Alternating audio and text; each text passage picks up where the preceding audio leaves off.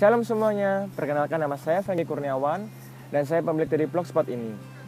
Pada saat ini saya ingin menyampaikan suatu kesaksian, yaitu kesaksian pribadi hidup saya.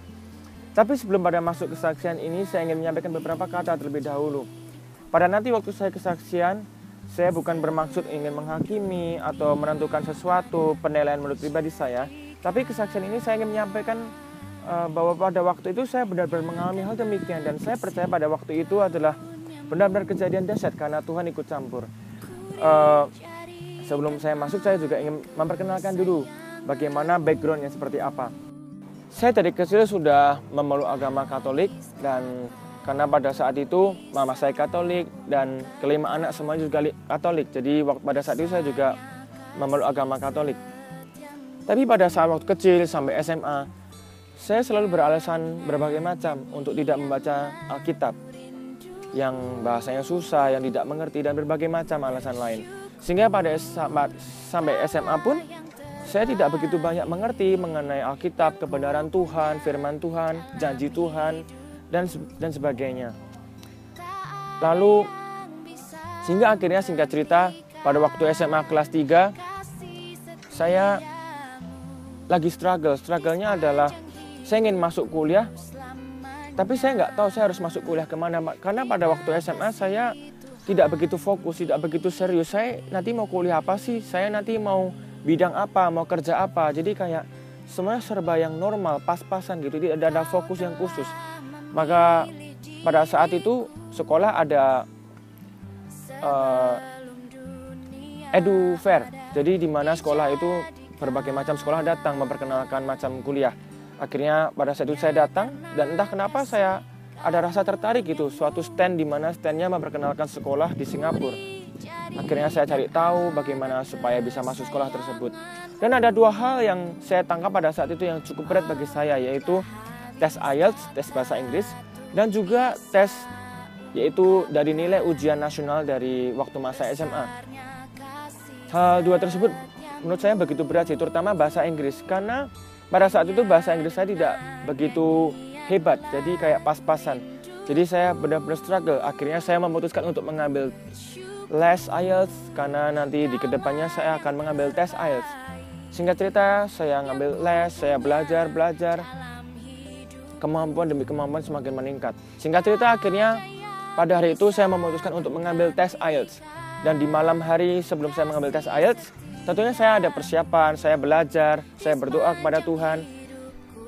Tapi sesuatu hal yang terjadi aneh. Pada malam itu saya sedang belajar, tiba-tiba entah kenapa muka saya tuh seperti diputar oleh Tuhan, mengarahkan kepada Alkitab.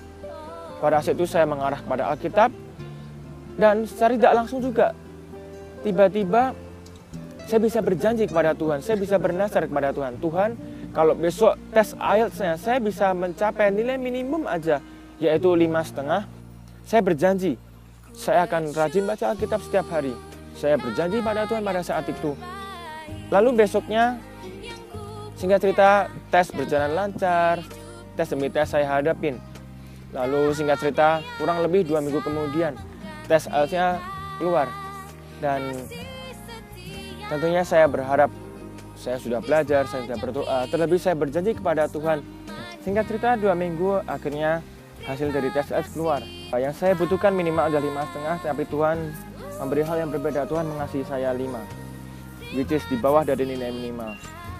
Tapi saya juga heran sih, pada saat itu saya entah kenapa tidak terjadi kepahitan sama Tuhan, atau sebel, atau melakukan suatu hal yang salah. Saya percaya pada malam itu Roh Kudus yang bekerja, sehingga pada malam hari, di malam aku hasilnya keluar dan hasilnya gagal dari 5,5, justru di malam hari itu saya malah mulai membaca Alkitab, saudara.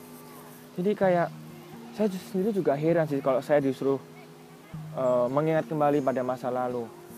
Lalu saya juga di samping itu saya ada bercerita kepada teman saya itu Kristen dan sudah cukup dewasa. Saya cerita apa yang saya alami. Lalu saya juga menyampaikan, saya sudah mau mulai baca Alkitab loh.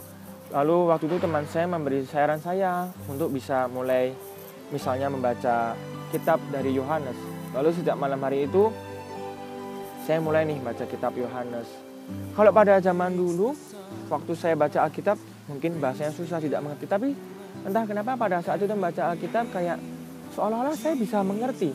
Saya bisa, wah jelas banget ini Alkitab, apa yang Alkitab katakan, apa yang Tuhan katakan, apa janji Tuhan, apa kebaikan Tuhan. Kayak seolah-olah saya waktu membaca saya mengerti gitu.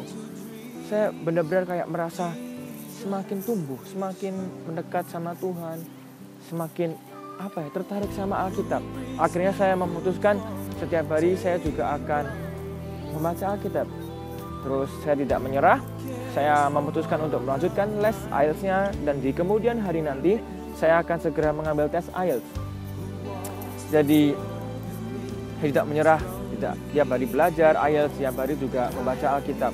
Jadi singkat cerita, saya berani lagi ambil tes IELTS, lalu luar biasa, ternyata memang jalan Tuhan dan rencana Tuhan. Akhirnya pada tes IELTS yang kedua, saya berhasil mendapat nilai 5,5.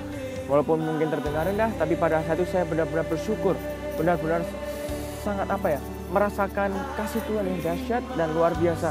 Waktu saya mengambil tesnya juga saya bisa mencucurkan air mata, saya menangis, saya benar-benar merasakan, wah pertolongan Tuhan ini benar-benar nyata. Akhirnya pintu yang pertama untuk memasuki sekolah Singapura dibukakan Tuhan. Tapi bukan berarti struggle saya berhenti di situ. Ada struggle lain yang tiba-tiba Tuhan masukkan dalam hidup saya. Pada waktu itu saya punya sahabat yang sangat dekat sekali.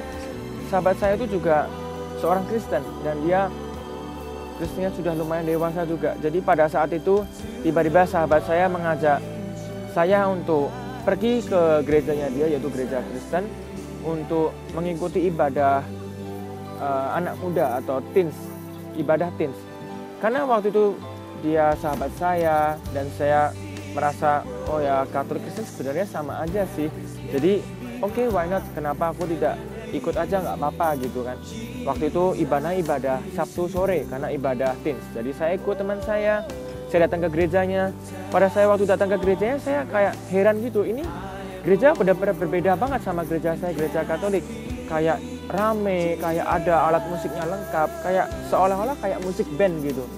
Tapi di samping sisi saya tidak mau berpikiran negatif atau hal-hal yang aneh-aneh lain. Saya dalam hati berdoa sama Tuhan, mungkin saya di gereja Kristen ini tidak tahu bagaimana cara beribadah. Tapi saya tetap ingin beribadah kepada Tuhan, tetap ingin berdoa kepada Tuhan di gereja ini. Jadi singkat cerita ibadah teens berlangsung, saya tetap mengikuti apa yang ada, saya berdoa kepada Tuhan.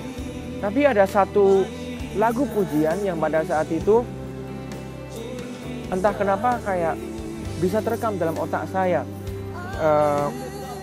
Yang kita tahu biasa kalau gereja Kristen waktu pujian mereka memujikan lagu tersebut tidak hanya sekali dua kali, tapi terlebih mereka benar-benar diulang karena mereka benar-benar serius.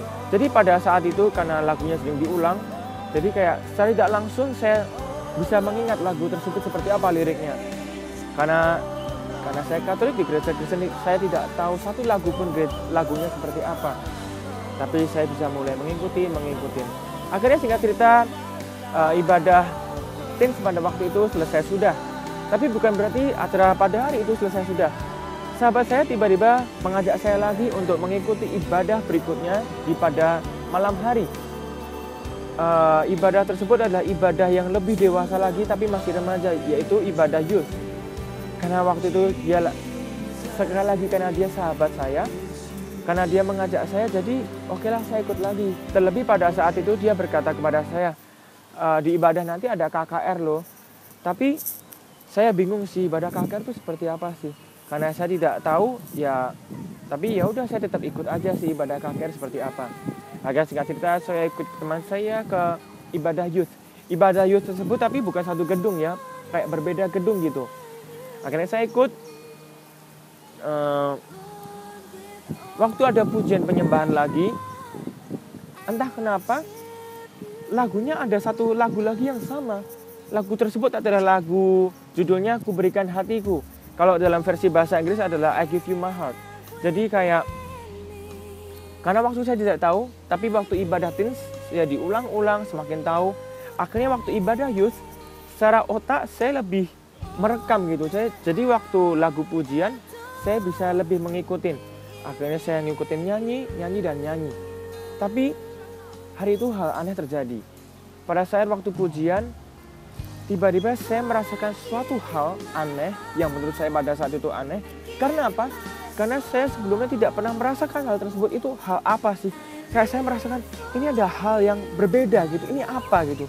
Tapi pada saat itu saya masih belum ngerti ini apa sih. Akhirnya singkat cerita, ibadah demi ibadah saya ikutin pada saat itu. Lalu juga ada waktu itu pendetanya khotbah, saya mendengarkan. Tapi aneh sekali juga pada waktu pendetanya khotbah, entah kenapa kayak saya bisa merasakan hal yang aneh gitu waktu dia khotbah. Kayak merasa bahwa ini kayak mengena gitu dalam hati. Akhir ibadah tersebut, pendetanya menutup ibadah dengan namanya altar call. Altar call tersebut adalah jadi kayak memanggil para jemaat untuk datang ke depan di mimbar karena pendetanya mau mendoakan. Jadi pada saat itu saya, karena entah kenapa hati saya kayak tergerak untuk maju, akhirnya saya maju bersama teman sahabat saya itu.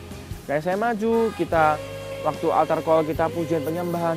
Dan anehnya lagi, waktu pujian penyembahan, lagu itu dinyanyikan lagi, yaitu Kuberikan Hatiku.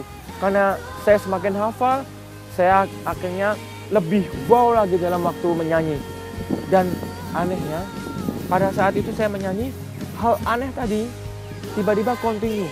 Saya tiba-tiba merasakan hal aneh itu lebih dalam lagi. Saya kayak merasa, bisa dibilang merasa merinding, merasa hangat, merasa ada damai, ada sukacita yang apa ini saya belum pernah rasakan gitu. Akhirnya waktu pujian tersebut, saya tiba-tiba bisa mengingat kembali memori yang lalu. Memori yang lalu tersebut adalah, jadi itu sudah dimasuk di tahun yang baru, yaitu tahun 2012. Saya bisa mengingat kembali yaitu tahun 2011 pada waktu itu bulan Desember. Waktu bulan Desember itu, koko saya yang pertama yang dari Amerika kuliah, dia lagi liburan ke Indonesia. Dan seperti yang tadi saya udah ucapkan, koko saya dulunya Katolik tapi di Amerika menjadi Kristen. Pada waktu itu, waktu koko saya di Amerika memberi kabar bahwa dia menjadi Kristen, kayak seisi rumah tuh kayak seolah-olah kayak kaget gitu. Kayak, wow, kenapa koko jadi Kristen? Kita kayak ribut, kayak sempat berpikir negatif yang macam-macam gitu. Tapi pada waktu Desember itu, kokoku liburan ke Indo, entah kenapa ada kesempatan di mana koko saya sedang di kamar, saya juga masuk di kamar. Pada saat itu saya satu-satunya adiknya yang berani bertanya kepada dia, "Kok, kenapa sih kamu pindah Kristen?" Pada saat itu saya bertanya. Akhirnya koko saya menjawab. Dia menjelaskan kenapa dia pindah menjadi Kristen dari Katolik. Dia menjelaskan, mungkin penjelasannya singkat sih pada saat itu. Dia menjelaskan karena dia bilang untuk apa? Ketika menjadi Kristen dia merasakan hal yang berbeda. Seperti waktu berdoa, dia seperti kayak benar-benar berdoa, tidak sekedar hafalan atau kewajiban, kayak benar-benar berkata-kata kepada Tuhan. Waktu pujian penyembahan juga demikian. Tidak hanya sekedar menyanyi kewajiban atau hafalan, tapi waktu memuji menyembah tuh kayak benar-benar memuji dan menyembah Tuhan.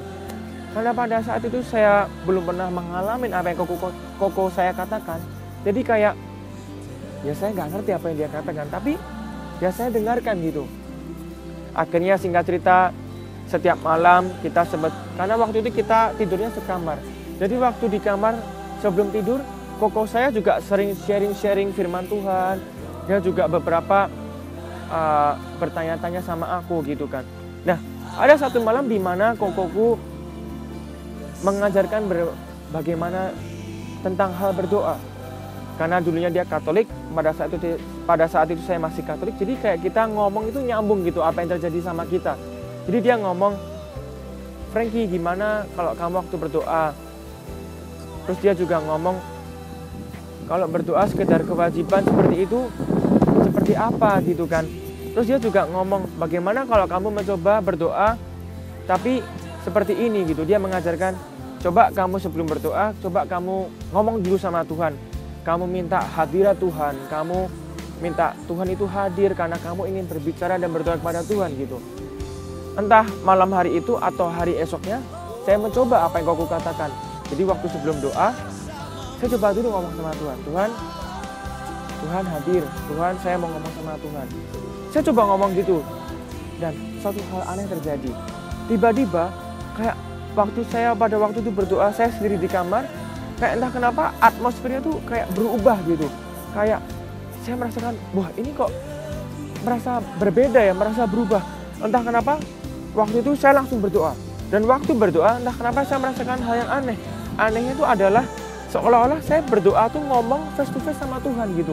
Walaupun saya tidak melihat Tuhan secara langsung, tapi pada saat itu saya seolah-olah saya ngomong berdua sama Tuhan. Saya kayak benar-benar dari hati menyampaikan, dan saya merasakan bahwa Tuhan mendengar gitu.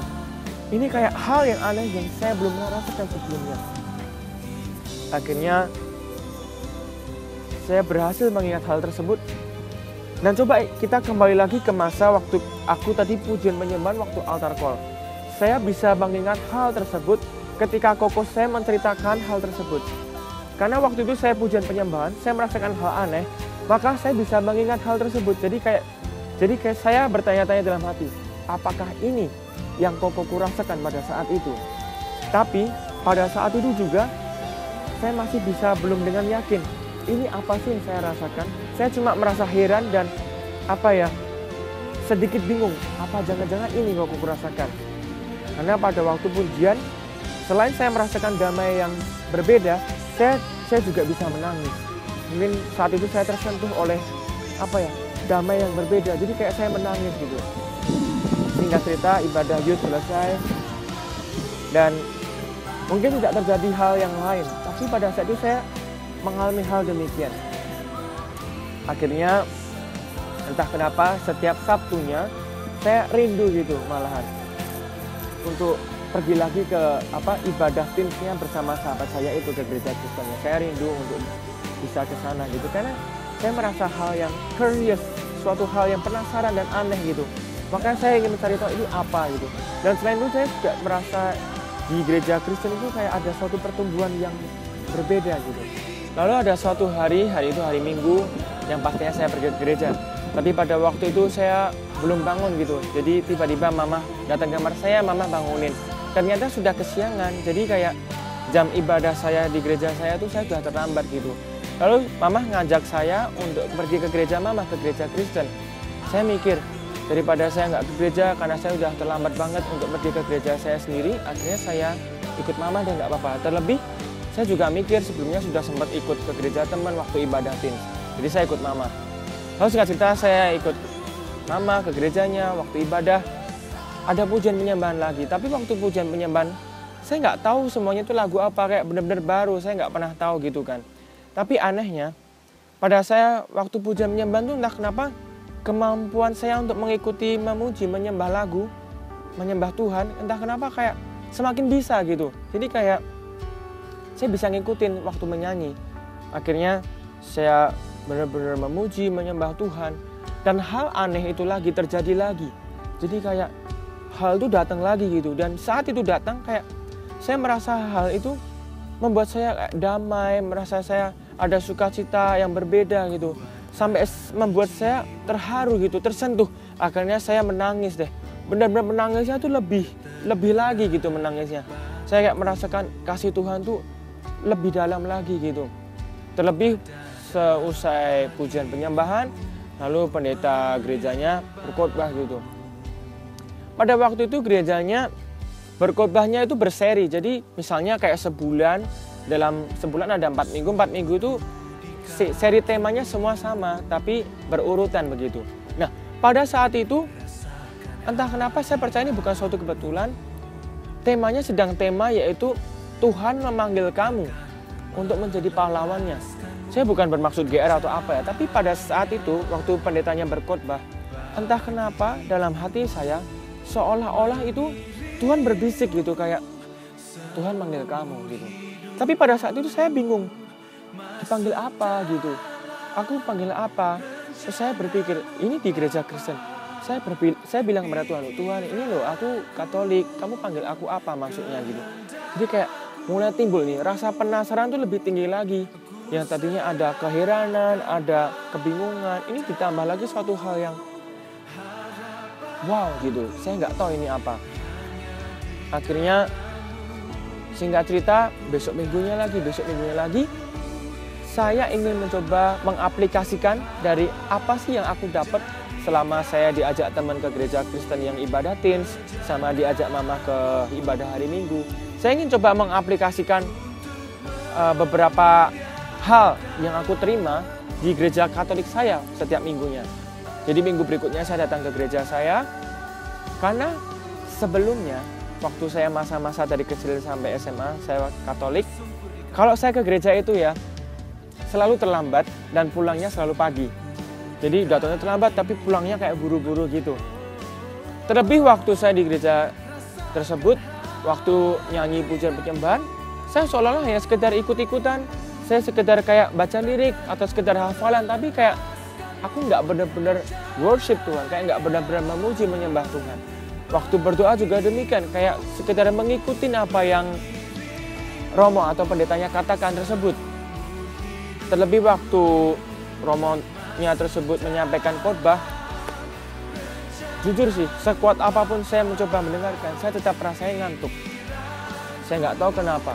Makanya pada waktu hal aneh itu terjadi, saya ingin coba mengaplikasikan.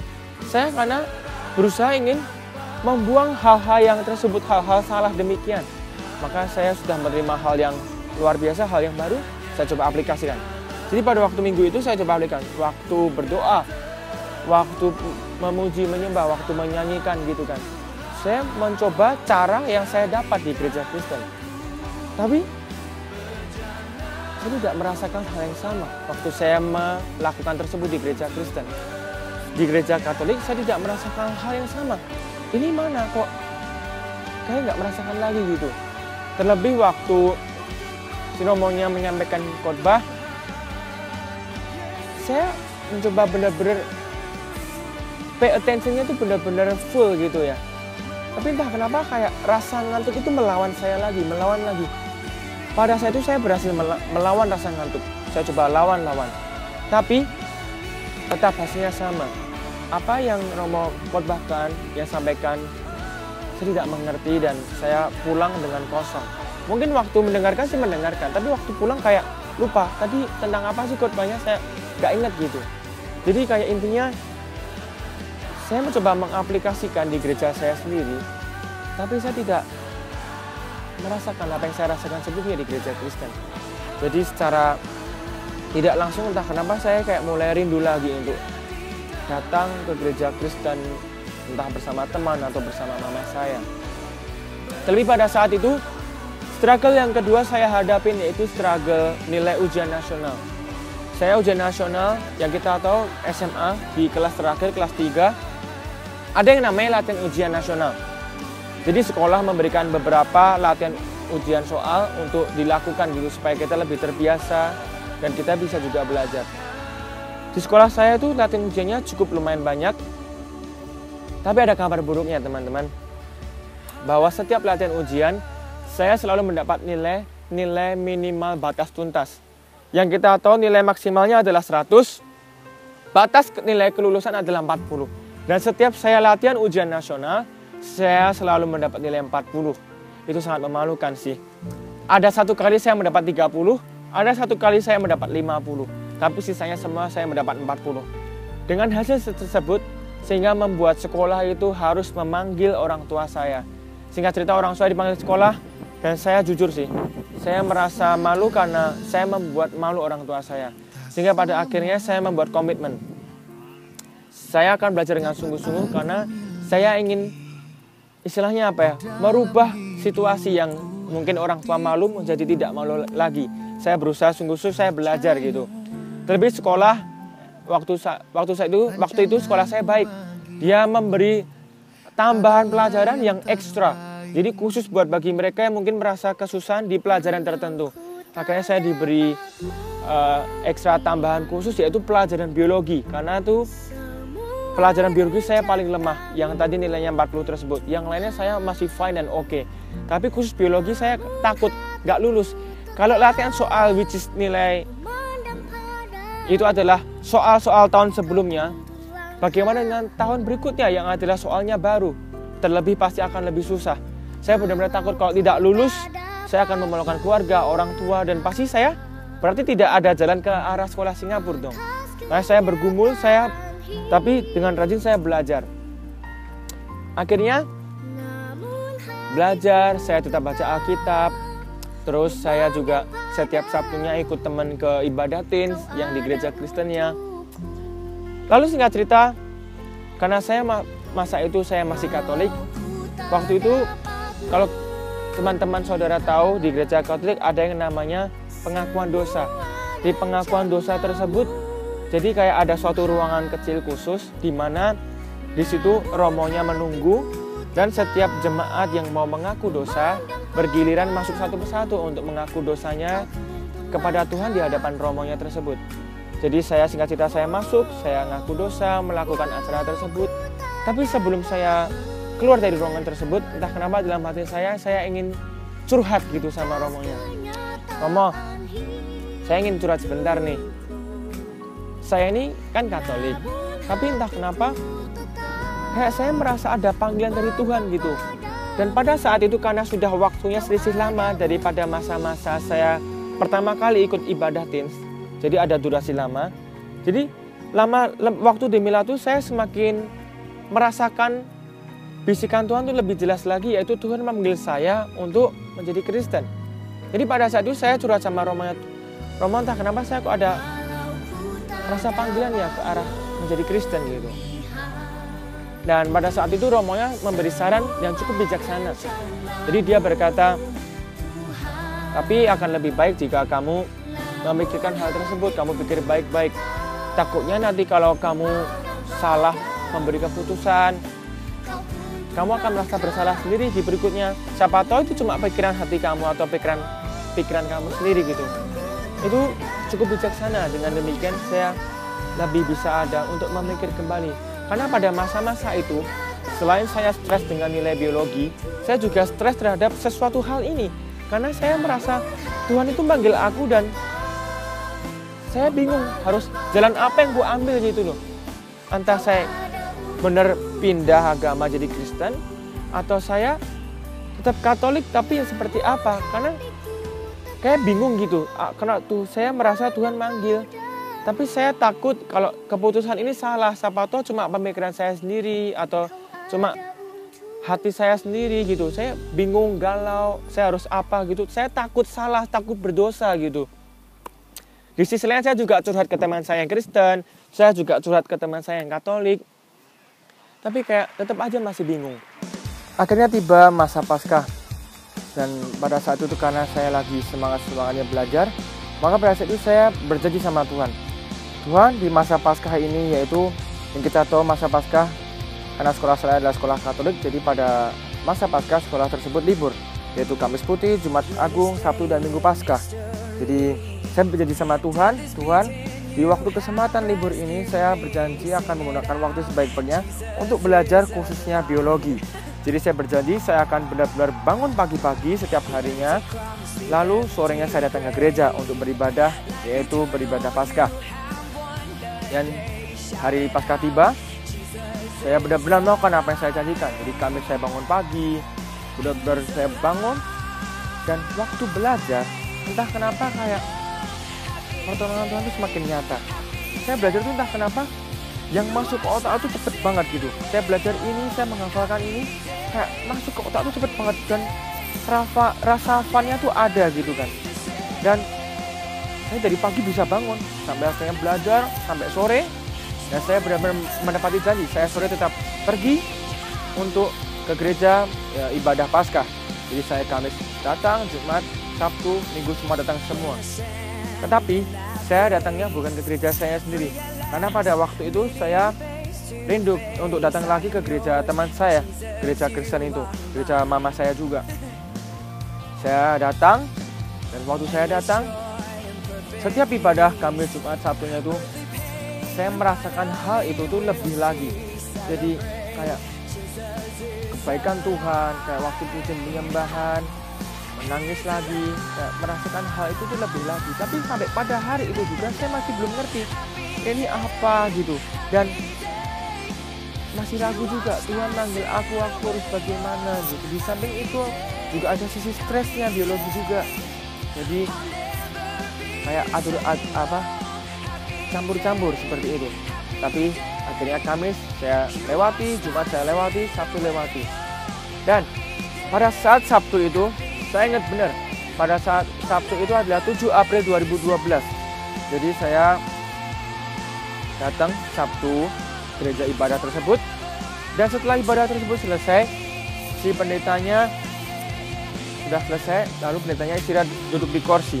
Lalu saya melihat dari jauh, wah pendetanya sedang kosong. Lalu saya datangin dan saya ngobrol sama dia. Dan saya bertanya kepada pendeta tersebut, Pak, saya ini Katolik, tapi entah kenapa saya merasa seperti Tuhan manggil saya untuk jadi Kristen gitu. Dan jawaban pendeta tersebut juga bijaksana. Dia ngomong seperti ini, kalau kamu memang merasa bahwa Tuhan manggil kamu, kenapa kamu harus ragu? Hari itu juga entah kenapa dalam hati saya itu semakin kuat. Saya tidak ragu. Mulai hari ini juga saya memutuskan saya menjadi Kristen. Dan sejak pada hari itu juga saya memutuskan jadi Kristen, entah kenapa hal-hal yang membelenggu aku, yang menutup aku, kayak hal-hal yang membuat aku jarak kepada hal yang Tuhan sediakan itu kayak semuanya dilepas gitu. Jadi kayak saya nggak merasa bersalah lagi, nggak merasa guilty, nggak merasa berdosa. Jadi waktu saya datang ke gereja Kristen, ikut aktivitas kegiatan Kristen, saya nggak merasa bersalah dan terbeban lagi. Saya benar-benar bebas karena saya sudah benar-benar menjadi seorang yang Kristen gitu. Tapi saya bukan hanya sekedar memutuskan Kristen. Pada malam hari itu juga saya doa pribadi kepada Tuhan. Saya ngomong, saya ngaku sama Tuhan. Dan saya akhirnya benar-benar fix secara resmi saya jadi Kristen pada malam itu juga. Dan besoknya untuk datang ke Minggu sebagai Minggu Paskah, saya benar-benar sebagai orang yang merasa bebas gitu. Saya udah jadi benar-benar orang Kristen dan saya datang ke gereja Kristen dengan penuh sukacita. Dan sekali lagi, waktu ibadah Minggu Paskah tersebut, saya merasakan hal itu lagi. Tapi walaupun saya sudah jadi Kristen, saya masih belum tahu ini apa sih, ini apa gitu. Kayak rasa aneh itu masih lagi yang membuat saya damai, sukacita, kayak wah benar-benar merasakan kasih Tuhan gitu. Tapi aku bersyukur bisa menjadi benar-benar mengikuti apa yang Tuhan rencanakan, jadi seorang Kristen. Hari itu berarti adalah 8 April. Berarti minggu depannya adalah 15 April, hari Minggu. Dan 16 Aprilnya hari Senin itu adalah ujian nasional, teman-teman. Jadi kalau kita tahu biasa kalau besoknya ujian, pasti kita minggunya datang gereja dengan ekspektasi berdoa kepada Tuhan untuk meminta pertolongan Tuhan, bukan? Nah, saya juga demikian. Jadi waktu hari Minggu berarti 15 April sebagai benar-benar perdana orang Kristen baru yang ke gereja Kristen dengan ibadah biasa. Saya sukacitanya luar biasa. Terlebih saya expect karena besoknya ada ujian nasional, saya minta pertolongan Tuhan. Tapi yang terjadi berbeda, teman-teman. Di hari itu, entah kenapa yang berkhotbah bukan pendeta gereja tersebut, bukan dari gereja Kristen itu, tapi dia mengundang dari gereja lain, dari luar negeri, dari gereja Kristen yang di luar negeri, dari Australia. Nah, pada saat itu juga, sebelum dia masuk sesi khotbah, pendeta itu berkata, pada hari ini kamu akan tahu apa yang kamu tidak tahu. Pada saat itu saya bingung sih, maksudnya apa? Aku aja tidak tahu apa yang aku tidak tahu, tapi aku akan mengetahuinya gitu. Tapi saya tetap menangkap dengan iman, bahwa nanti saya akan tahu apa yang tidak saya tahu. Tapi saya tidak menyadari hal-hal yang Tuhan sediakan. Lalu singkat cerita, saya mengikuti pujian penyembahan. Seperti biasa saya menangis, saya benar-benar terharu, tersentuh Tuhan. Saya merasakan hal aneh itu lebih dalam lagi. Apalagi waktu khotbah, saya juga tersentuh oleh apa yang firman Tuhan sampaikan melalui pendeta tersebut. Dan di akhir ibadah, pendeta tersebut ada altar call. Dan karena saya benar-benar merasa tersentuh, kayak ada merasa tergerak gitu untuk maju altar call tersebut. Saya maju. Di gereja Kristen itu adalah gereja saya adalah gereja yang besar. Jadi banyak orang yang maju untuk maju altar call tersebut supaya didoain oleh pendeta tersebut. Kita maju, kita pujian penyembahan, kita berdoa. Lalu singkat cerita, di tengah-tengah altar call tersebut, tiba-tiba pendeta tersebut menghentikan si tim musik yang untuk memuji menyembah. Dihentikan karena pendeta tersebut tiba-tiba ngomong sesuatu. Si pendeta itu tersebut tiba-tiba ngomong, Saya ingin berdoa buat pria itu yang berbaju merah muda. Tiba-tiba kayak semua heran dan aneh gitu, kaget, hah siapa itu? Dalam hati saya juga bingung, hah siapa? Tapi dalam hati, karena pada itu saat itu saya merem, saya lagi fokus pujian penyembahan. Tapi dalam hati saya juga bertanya, saya tuh pada saat itu pakai bajunya baju pink gitu, merah muda kan. Akhirnya saya, apa jangan-jangan saya gitu kan. Akhirnya saya ngintip sedikit, saya buka mata saya melihat ke arah pendeta tersebut. Dan saya dengan kaget, pendeta tersebut lagi ngeliat saya dan menunjuk saya. Terus saya kaget, terus dia bilang, iya kamu gitu. Dalam hati saya langsung terkejut, hah saya? Kenapa saya? Saya ini Kristen baru, saya nggak tahu apa-apa. Saya nggak tahu harus berbuat apa dan ini apa sih gitu. Saya nggak bingung gitu. Akhirnya dia bilang, iya kamu, silahkan maju gitu. Pendetanya mau doain khusus buat aku gitu kan. Akhirnya aku maju, lebih dekat lagi ke pendetanya gitu. Akhirnya dia doain saya. Pada saat itu saya taunya saya didoain. Tapi setelah saya tumbuh di Kristen, saya mengerti bahwa pada saat itu pendeta tersebut tidak hanya mendoakan saya, tapi pada saat itu pendeta tersebut memberi saya nubuat. Jadi pada saat itu apa sih yang pendeta katakan? Pada saat itu saya kaget dan terkagum sih. Karena pendetanya bisa tahu gitu. Dia katakan seperti ini. Hari ini kamu memasuki hidup yang baru. Saya kaget, dia bisa tahu bahwa saya benar-benar hidup baru gitu. Saya jadi Kristen, saya memasuki suatu hidup yang baru gitu kan. Saya kaget. Terus dia juga bilang, hari ini kamu, Tuhan memberikan jubah yang baru buat kamu. Kalau kita tahu di Alkitab, dia juga katakan, hari ini Tuhan memberi kamu jubah maha indah. Dan kita tahu jubah yang warnanya warna-warni, atau coat with many colors gitu kan. Akhirnya dia berikutnya juga ngomong lagi, melalui kamu banyak orang akan diberkati. Terlebih melalui kesaksian-kesaksian kamu banyak orang akan diberkati. Apalagi waktu kamu menjamah Tuhan, kamu mencari Tuhan, orang-orang tersebut bisa diberkati pula. Waktu saya didoakan tersebut, dinubuatkan tersebut, saya benar-benar kayak terkagum-kagum dahsyat sama Tuhan gitu. Segini-gininya ya Tuhan memanggil saya yang gak layak, yang berdosa, yang dulunya cuma sekedar agama bisa dibilang, tapi kayak Tuhan benar-benar punya rencana gitu loh. Saya dipanggil Tuhan, saya mengalami Tuhan dan akhirnya jadi Kristen.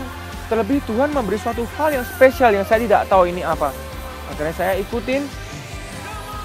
Pada hari itu saya benar-benar nangis luar biasa gitu. Karena saya heran ini apa gitu kan. Singkat cerita, besoknya ujian nasional. Saya masih ingat betul, waktu saya menghadapi pelajaran biologi, ada beberapa soal yang aku bingung. Ini jawabannya apa sih gitu kan. Tapi saya tidak khawatir atau bingung gitu kan. Saya nenangkan diri, saya berdoa, Tuhan, ini apa ya kira-kira jawaban. Tiba-tiba kayak seolah-olah ada yang memberi keyakinan gitu. Jawabannya yang itu. Saya taat aja, saya jawab ini, jawab itu. Singkat cerita saudara, hasil ujian keluar dan tahu nggak hasil biologinya berapa? Hasilnya keluar yaitu 72,5. Itu bagi saya ada suatu mujizat yang luar biasa. Karena waktu latihan ujian selalu 40, tapi waktu ujian nasional bisa nilainya 72,5. Dan saya percaya itu mujizat.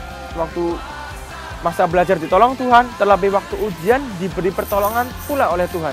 Jadi saya mengalami mujizat yang luar biasa pada pertama kalinya. Dan saya bersyukur. Akhirnya pada masa-masa ujian, entah kenapa Tuhan panggil saya untuk baptis di gereja Kristen. Jadi di minggu berikutnya, yaitu tanggal 22 April, saya memutuskan untuk diberi baptis oleh gereja Kristen saya tersebut. Saya dibaptis, terlebih Tuhan memberi nama panggilan khusus yaitu David, yang kita tahu dalam bahasa Indonesia adalah Daud. Karena Tuhan memang benar-benar memanggil saya gitu kan. Singkat cerita, setelah saya tumbuh di Kristen, saya menyadari apa sih yang saat hal-hal tersebut yang Tuhan singkapkan dalam hidup saya, tapi saya tidak mengerti. Terlebih pada saat itu pendetanya juga ngomong, kamu akan tahu apa yang kamu tidak tahu. Dan akhirnya saya setelah tumbuh saya mengerti bahwa Tuhan memang benar-benar memanggil saya. Tuhan ingin memakai saya. Terlebih Tuhan memanggil saya dengan nama Daud, karena memang Tuhan memanggil dari orang yang tidak kelihatan menjadi orang yang benar-benar pakai Tuhan menjadi sosok pahlawan. Dan saya akhirnya bisa merasakan apa yang dulu kokoku katakan, seperti berdoa ke Tuhan, puja penyembahan, benar-benar menyembah Tuhan, dan benar-benar memiliki hubungan yang intim. Jadi Ini kesaksian pribadi dari saya. Saya nggak maksud menghakimi agama Katolik, saya tidak menghakimi orang siapapun. Tapi ini saya yang alami, yaitu saya mengalami Tuhan. Saya benar-benar mengalami hidup yang intim bersama Tuhan dan memiliki hubungan relasi khusus dan tidak sekedar hanya agama. Sekian dari kesaksian saya pada hari ini. Saya percaya saudara sangat diberkati. God bless you.